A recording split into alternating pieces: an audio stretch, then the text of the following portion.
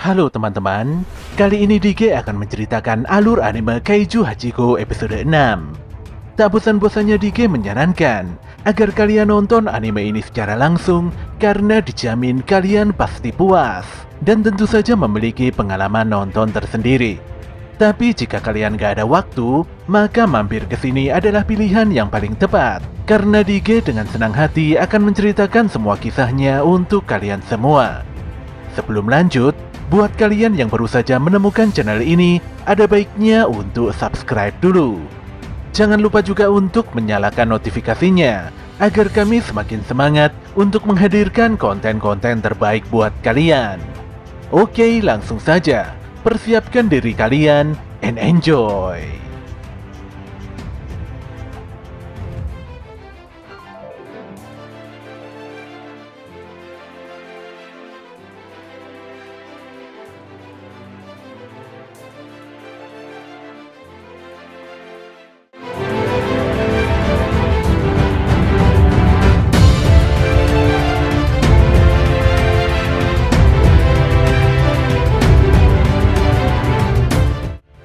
Waktu menunjukkan pukul 3 pagi. Bertempat di ruang komando pasukan divisi 3, Mina meminta pada Konomi untuk melaporkan secara detail situasi yang terjadi saat ini. Konomi pun menjelaskan bahwa peringatan evakuasi sudah dikeluarkan pukul 2.45 khususnya di pusat gempa Sakamihara. Pihak militer nampak sibuk membantu warga sekitar untuk segera mengungsi ke tempat yang aman. Saat ini pasukan pertahanan telah berkoordinasi dengan pihak militer, di mana para militer sedang mendirikan komando khusus pasukan pertahanan anti kaiju di area parkiran Maleon. Sementara seekor Honju telah muncul dari retakan Kanawa. Monster tipe jamur tersebut diperkirakan telah memasuki tahap berkembang biak sebelum akhirnya muncul ke permukaan. Seiring dengan munculnya Honju, di situ juga banyak Yoju yang bermunculan.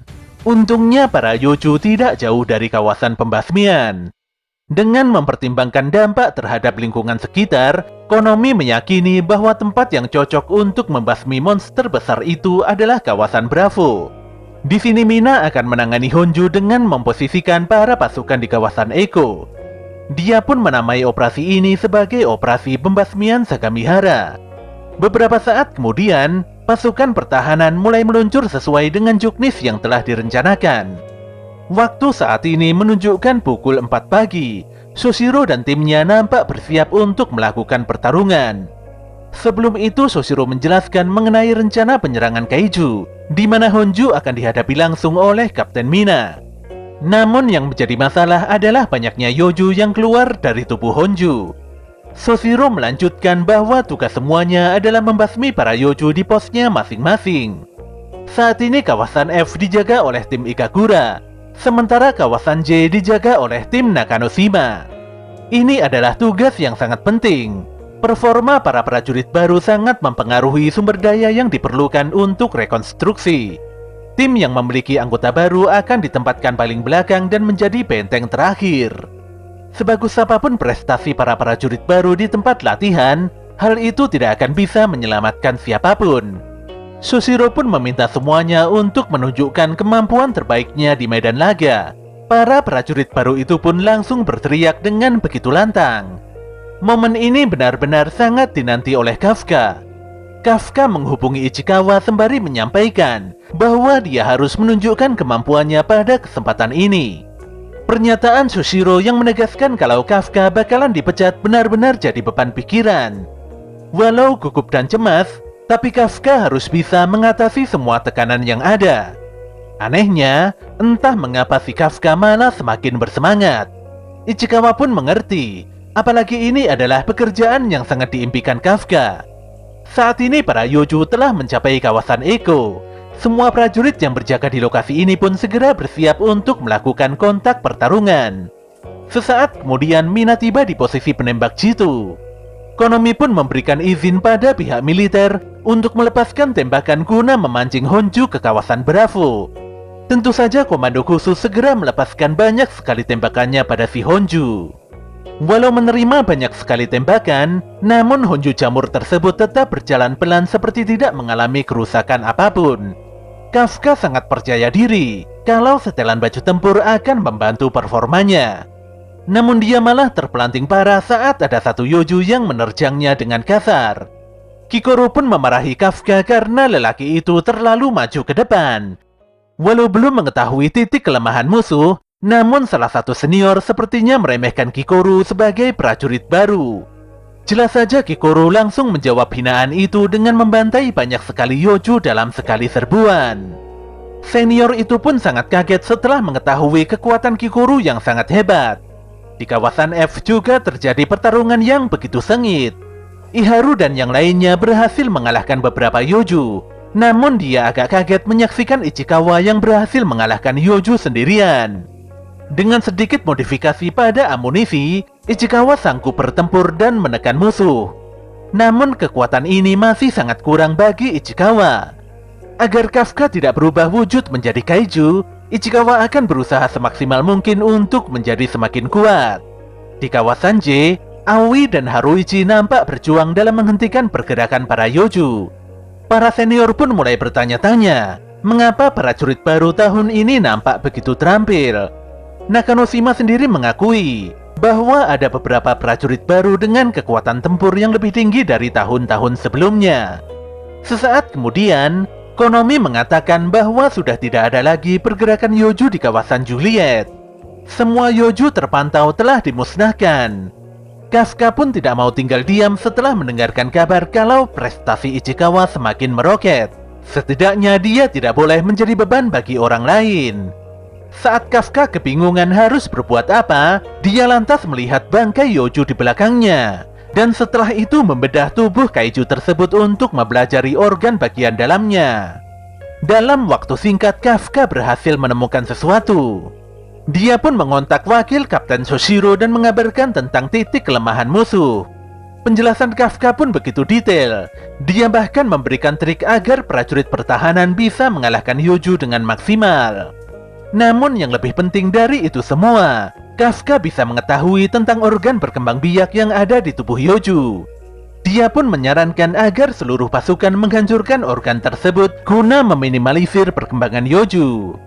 Soshiro pun sangat mengapresiasi penemuan Kafka. Dia lantas meminta Konomi untuk menyebarkan informasi Kafka tadi pada semua prajurit. Di sini Kafka cukup tenang, karena kehadirannya bisa memberikan sedikit kontribusi pada pasukan pertahanan. Dia akan melakukan apapun sebisanya, hingga tiba saatnya nanti dia bisa berada di samping Mina.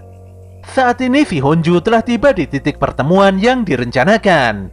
Pihak militer pun langsung mundur, sementara pasukan pertahanan berusaha menahan si kaiju dengan menembaki kakinya. Kapten Mina pun telah mempersiapkan senjata laras panjangnya.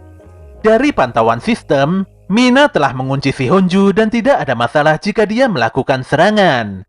Ketika peluru telah dimasukkan, Konomi lantas memberikan izin pada Mina untuk bertindak. Tentu saja Mina segera melepaskan tembakannya. Kekuatan tempur yang dilepaskan Mina juga sangat tinggi, di mana bisa mencapai angka 96%. Tubuh Honju pun langsung berlubang setelah menerima tembakan Mina. Semua prajurit pun sangat kaget melihat kekuatan Mina yang sangat tidak masuk akal. Mina kembali menembak dan menargetkan titik kelemahan si kaiju. Reaksi vital Honju pun menghilang dan tentu saja monster itu langsung tumbang. Pun demikian, Mina kembali menembakkan senjatanya hingga si kaiju itu benar-benar binasa. Setelah menyaksikan dengan mata dan kepalanya sendiri, Kafka begitu kagum dengan kemampuan Mina. Soshiro pun bertanya, apakah Kafka akan menyerah untuk mendampingi Mina setelah mengetahui fakta tentang kekuatan Mina yang tidak biasa. Untuk bertarung di sisi Mina, setidaknya Kafka harus memiliki kekuatan yang setara. Kafka pun membalas, apakah Soshiro bisa menandingi kekuatan Mina barusan? Dengan jujur Soshiro menjawab bahwa dia tidak bisa menyamai Mina. Kekuatan Soshiro sebagai sniper sangat rendah, dan jika harus menghadapi kaiju raksasa, Soshiro memang bukanlah tandingan Mina. Namun beda masalahnya jika Soshiro berhadapan dengan kaiju kelas kecil dan menengah. Saat itu juga seekor Yoju tiba-tiba datang dan menyerang Soshiro dari belakang. Kafka pun sangat kaget dan hanya bisa memperingatkan Soshiro saja. Namun dengan gerakan secepat kilat, Soshiro berhasil membelah Yoju tersebut. Kafka pun benar-benar kebingungan. Saking cepatnya dia sampai tidak bisa melihat pergerakan Shoshiro. Shoshiro pun berkata kalau dia berasal dari keluarga pembasmi kaiju dari periode Muromachi hingga saat ini. Dia sangat ahli dalam pertarungan jarak dekat, dan dia juga dibekali dengan peralatan atau senjata khusus yang cocok dengannya. Sedetik kemudian Mina menghubungi Shoshiro dan menjelaskan kalau si Honju telah dimusnahkan. Shoshiro lantas menyudahi obrolannya dengan Kafka, karena setelah ini pertunjukan utamanya akan segera dimulai.